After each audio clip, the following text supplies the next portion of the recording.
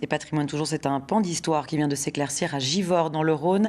Un tableau perdu de Notre-Dame de Paris vient d'être identifié dans l'église Saint-Nicolas en cours de restauration. Ce tableau, commandé au peintre Vivien, a orné un temps les murs de la cathédrale parisienne. Yaël Marie avec Laure Crozat.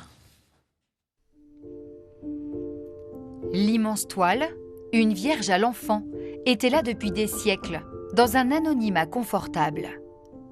Puis l'église Saint-Nicolas des Mariniers a commencé à faire peau neuve. Alors, à y regarder de plus près,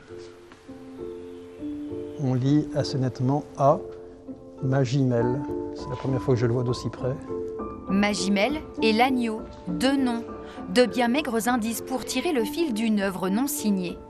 C'est dans les archives nationales désormais numérisées que ce passionné d'histoire de l'art a retrouvé la trace des orfèvres parisiens. Et là, je suis tombé sur ce contrat qui est aux Archives nationales, qui est tout simplement la commande du tableau.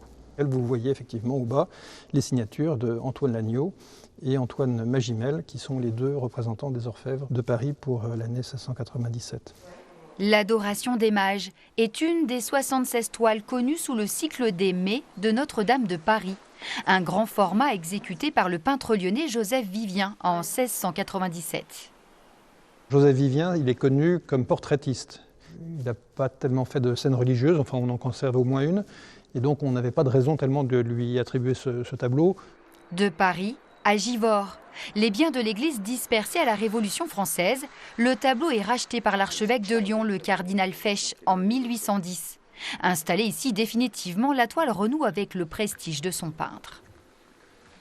Ça donne encore un peu plus de sacralité quelque part à ce tableau, à l'emplacement, à notre église, à son histoire. Donc, et c'est ça qui est beau au final, de venir observer 300 ans d'histoire.